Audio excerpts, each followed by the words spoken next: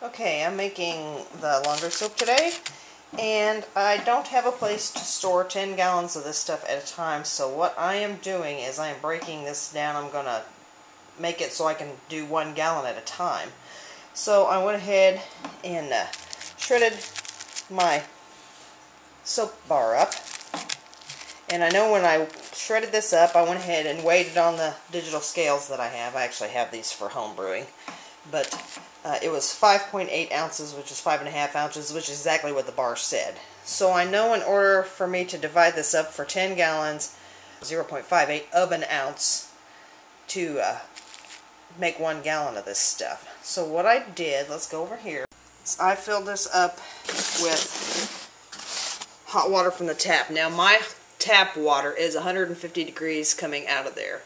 And since there was such a small amount of that soap to put in there, basically what I did is I just put the lid on this and squeeze the air out, because as you do shake this around to dissolve it, it will expand. So if you squeeze some of the air out of it to begin with, you won't have to worry about it blowing the cap off.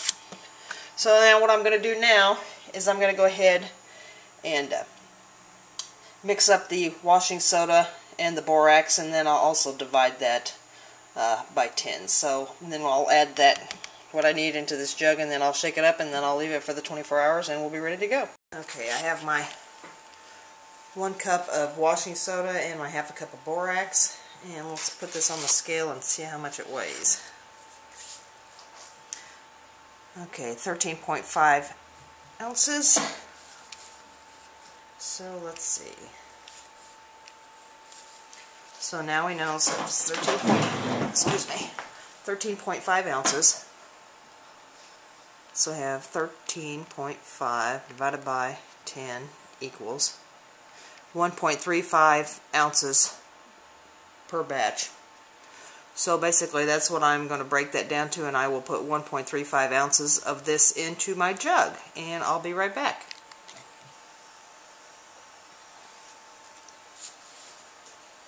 Okay, I've mixed this back and forth, and I want 1.35 ounces on here. 2, 8, 1.3. Whoops, just a little over. Actually, pour a little bit back on there. Now I know this is a little more complicated than making a whole batch at once, but it's like I said, I just don't have room for it. Let's see, more off.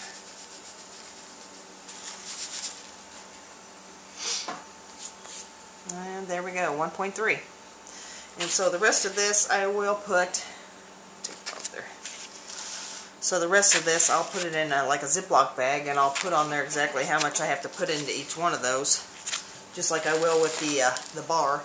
And I'll just make it on like Thursday night, since we actually usually start laundry when we get home on Friday. So, and then that way it'll be ready. So, like I said, if you don't have a whole lot of room, like maybe you're in an apartment or something like that, this might be a good idea to use, and then that way you're not taking up anything more than the size of place for storing these 2 boxes and the gallon jug. So, hope you enjoyed.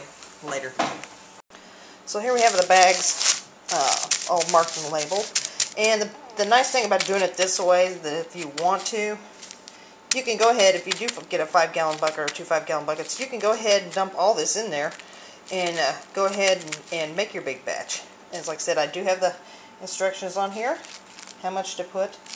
Let's see the reflection, there we go. How much to put of each one of those in a gallon. So let's go over here.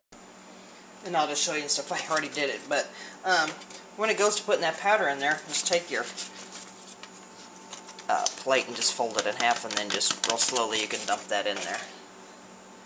So what I'm going to do now is I'm going to go ahead and fill this most of the way with the warm water. So like I said, when I shook this up, it had quite a few bubbles in it, so like I said, I don't think I'll put the lid on this tight, because I'm going to put warmer water in this.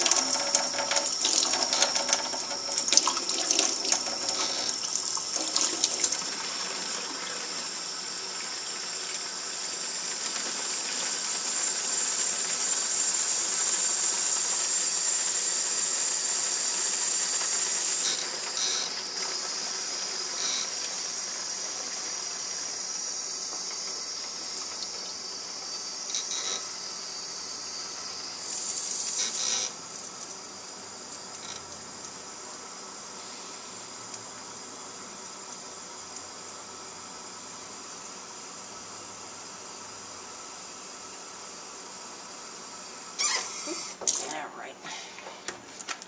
So, there we have it.